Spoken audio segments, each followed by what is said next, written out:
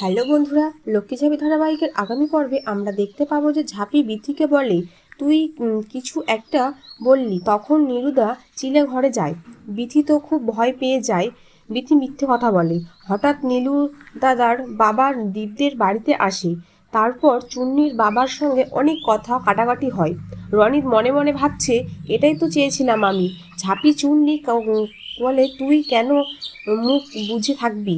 চুন্নি খুব কান্নাকাটি করছে আর বলছে দিদিভাই কত কষ্ট পাচ্ছে, বাড়ির সবাই কত কষ্ট পাচ্ছে। চুন্নির বাবা ঝাঁপিকে বলে ওর মাথা খেতে এসেছিস, ওকে ভুলভাল বোঝাতে এসেছিস তুই, উপর থেকে কেসটা তুলে নিতে বলছিস।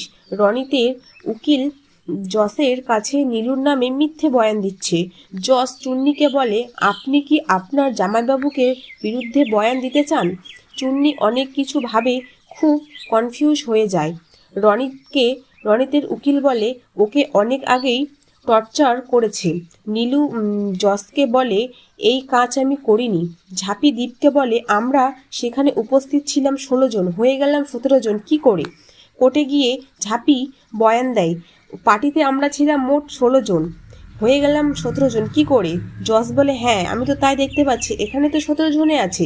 ঝাঁপি বলে আসল অপরাধীকে যখন এক ঝলক দেখতে পেয়েছি, সে যেখানে থাকুক না কেন তাকে তো টেনে বের করবই আমি। জানতে হলে অবশ্যই আমার চ্যানেলটিকে সাবস্ক্রাইব করুন।